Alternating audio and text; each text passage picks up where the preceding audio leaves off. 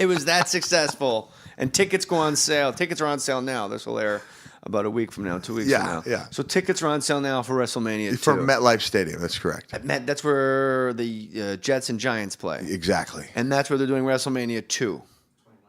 29. So what now? 29. 29? It was so successful they've had 28 April sequels. 29th? No, April 7th. All of a sudden I'm calling. It's WrestleMania. It's WrestleMania. Wait, April 29th? Is what you're telling me about WrestleMania. That's a hard sell, Adam. No, we did 28 of them. Sure you did. How many Silver Domes is that? It's WrestleMania 29. Yeah, WrestleMania 29. Tickets are on sale. Ticketmaster. Right now. Yeah, Ticketmaster.com as we speak. Maybe you buy that. Can you buy tickets on Amazon? Can you go to Ticketmaster through? I need a Ticketmaster link on jmohr.com. Work on it. Let's get it done. I think you should do the Legends Senior Circuit because I want you to have that nickname alone. Like James Brown was the godfather of soul. Yeah. And the hardest working man in show business. Right. Like he didn't share that with anybody. Do you know what I mean? I like to share. That's because you're a good dad, man. How old are your kids now? 2018. I said that like I was annoyed. How old are your 11 kids and 9. now? The 18 and 9-year-old are coming into the city in about a an big hour. difference. We're going to watch Mary Poppins tonight. And I thought you had 3. I have 4, but the one Like I in said, college. let me finish. All I right. thought you had 3, then you had another, now you have 4. Yeah, exactly. What are the ages without giving out their names because that's private? 20, 18, 11, and 9. Oh, so that's okay. That's a good difference Nice, between each one. yeah, nice disparity there. And boys and girls, you got both kinds. I'll give you a little inside info. After Beyond the Mat, I felt a little guilty about having the kids in the public eye. I did. Not only that, but watching them You put a hood on them like traumatized, like Jackson's kids, Yeah. who seemed to be completely well adjusted. They When I seem- saw for them that speak, maniac as a father, yeah. and when I heard the kids speak at MJ's service, I thought maybe I've got it all wrong. You know, like maybe he got it right with the masks. And, Can't, as Harvey Keitel said, cancel that shit right now, man. You're the right one. There's no lawsuits for Mick yet. Fingers crossed. So when I had when I went about the business of having the third child, I didn't tell anybody. I really wanted it to be a private thing, and WWE was going to give me some time off so I could be home for the birth and everything. And in the storyline, they were trying to get me to quit, resign as the commissioner of WWE. And Vince came out and he was really laying into me, And on live national TV on Raw, he goes, "Think about your wife, Mick. She's home, pregnant with your child." We get off the air, and he goes, "I hope you didn't mind me mentioning that." And I said, "Well, actually, we were trying to keep that one a secret." So I see Edge, who's a good friend of mine, and he goes, "Hey, Colette's pregnant?" I said, "Yeah." He goes, "How far along is she?" I said, 8.5 months. Oh my God, she was real pregnant. Yeah. Like think she about would've given your birth wife. to a normal baby. Yeah, exactly. Yeah, she's pregnant, Mick. I have 2 boys, and I'm glad I had boys first because they're a lot easier than girls. I think. Yeah. Like you can make. I say it in my stand-up. You can make like mistakes with a boy. You can lie to them. Like they come downstairs and go, "Daddy, can we watch TV?" You go, "We don't even have a TV," and they're like, "Oh, okay," and they just go back upstairs. And you're like, "Wow, these guys are idiots." But the younger one's still running downstairs. They bump heads. They're unconscious. You got 2 unconscious kids on your stairs, and then you play Halo for an hour. There's like a little girl is in her bedroom. She has the receipt from when you bought the TV in her Hello Kitty Trapper Keeper in her alphabetized room. She goes, "I know we have a TV and you didn't get the warranty because you were intimidated because the salesman was African American." And she's right. Those girls are always right, as you know. Yeah. They grow up to be right as well. And I mean that literally. I'm not being like I married a woman who's always right because she is actually always right. Okay. Like, I'm not being like my wife breaking my butt. My wife! My wife won't speak unless she's molded over obsessively for a day. And if she says, New Hampshire's this way, just go. Forget go. MapQuest. Go where she's going. I've got a great daughter quote for you. You want to hear it? Yeah. This is going Kinda back what at I was leading you least, into 10, at least 10 years ago, maybe more, 11. My daughter's 6, 7 years old. Maybe she's 8. We're playing Clue. She had to have been about 8 to be playing Clue. We're getting our... Hold on. What better game to play with your 8-year-old daughter than one that revolves around murder? You want to be a better father. I'm going to take time off of wrestling. Play I don't games want to about see murder. Daddy bleed anymore. Let's hit Mr. Mustard in the face with a candelabra until he fucking bleeds out in the library. Now I'm a dad. Candlestick, very... That's it's hysterical. been, With a rope. it doesn't That's get enough. Doesn't get enough respect. You took it up a notch. Then you're going to watch Dateline ID murder mysteries with her. Keith Morrison's narrating your family bio. We got the Faces of Death VHS. Naturally. Left over when I was 14. That's so funny, Clue. I never thought of it as a violent game, but now you think of it, it is a game Only about juxtaposed because of like how sweet it was. About like I got to spend more time with my kids. So we're gathering evidence. Yeah. Room to room.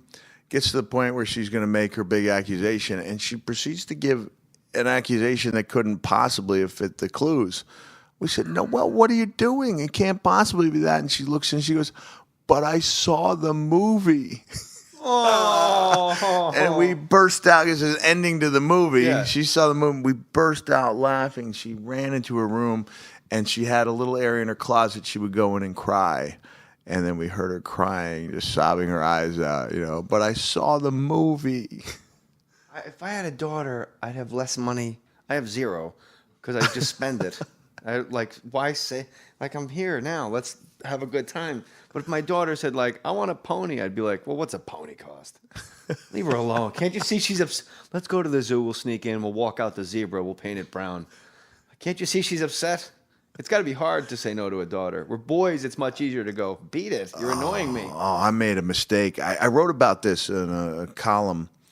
It was actually a column about talking to your kids about the facts of life, and I'll get to the kind of funny part here in a second. But facts of life being that bad people out there, bad things can happen. You should have that talk. Let them know that you are available for anything. Having dealt with so many of these younger people on the hotline who felt like they couldn't tell their parents. I'd say, when you get married, you take that vow, for better or worse. But when you're a dad, it should be a given that, the love is unconditional. But you come to find, a lot of kids feel it is conditional. Like the love is there as long as something that really bad doesn't happen.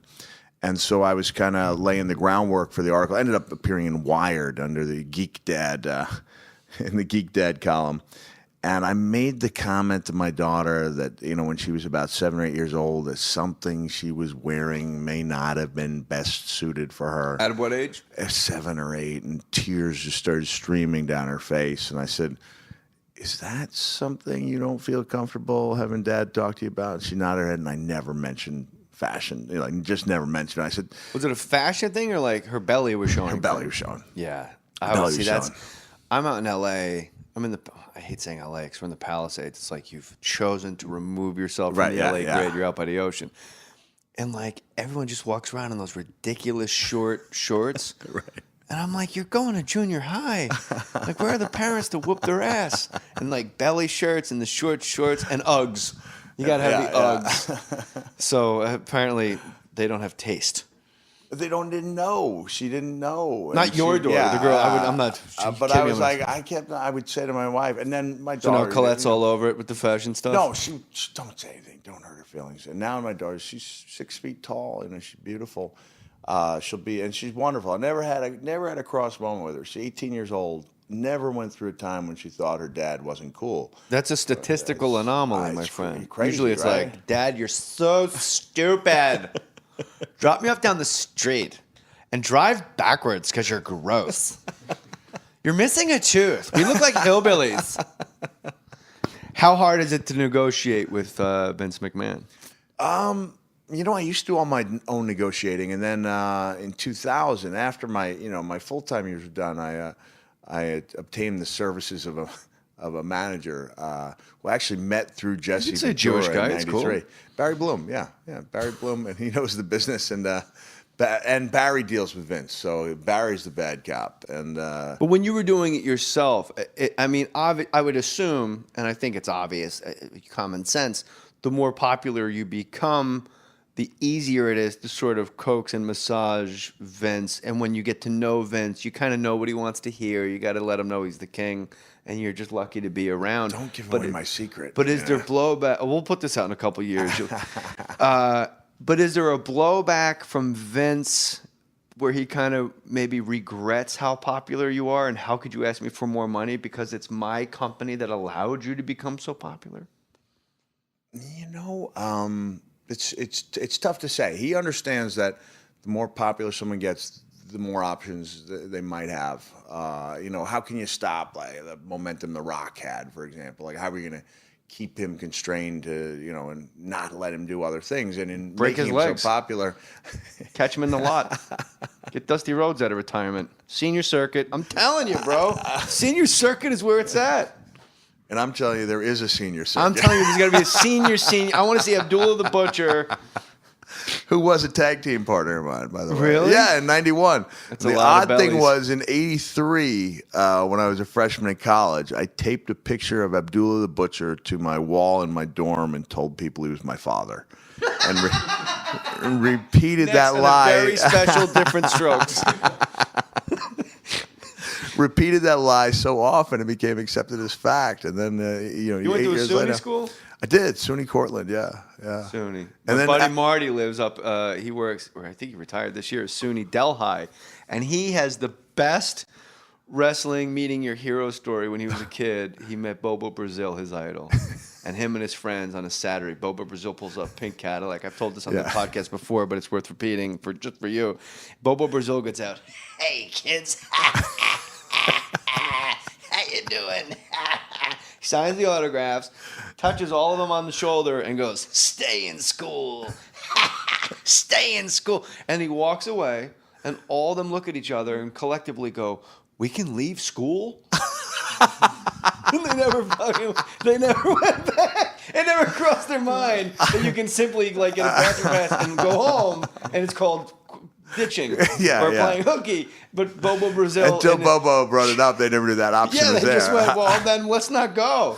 Thanks, Bobo. I think I have a better meeting a wrestler story from Kevin Smith, the director. He was telling me that he grew up in the town where Sergeant Slaughter had an apartment. Like, do you know the story? Did you hear him tell it? It's a great story. He shared it with me. I don't think he told it before. Did you hear it on his podcast about me? And We're he said dear Kevin Smith friends. okay, yeah. He was my podcast father. Really, yeah, great. He gave birth to me. I left his network to make my network. Any And ill will? Anything else we can help you with was what. No kidding. Yeah, they were great. Great, I mean, the best. When I got to their house, it felt like I belonged there. He and his Yeah. wife, it felt like we'd known each other for years. He said he was living in the same town Sergeant Slaughter had an apartment in, because at the time The guest house for the underbite. Sergeant Slaughter's underbite. It's too sorry. Again, Dennis Miller. Guest house for the underbite, bro. he and his friend went out and they spelled the words Gomer. I don't. What did they spell it with? They made a thing Gomer, and they waited in the woods or the bushes for Sergeant Slaughter to come home, and it was like they were waiting for this reaction, and instead made a sign. they put it on the ground by his doorstep. It said Gomer because that was the thing. He was Gomer Pyle, USMC, because he was the Marine Corps drill sergeant, and people would chant Gomer at him. And they said that he got to his house, and it wasn't what he expected. He was weary, a long day. He's been probably on the road for a long time, and he gets home and he just sees the words, and he kicked it and just shook his head, and he just looked sad. And all the joy they thought they'd get out of watching him, they just went, "Oh, I feel He's a human terrible." being. Yeah. They felt awful about it. I wish he just sat down on a stoop and cried like the Indian in the litter commercial.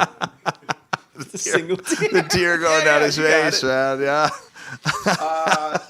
Mick Foley is as cool as you think he is. Warriors. That's the de facto I like it, name. yeah. What's your Twitter handle, brother?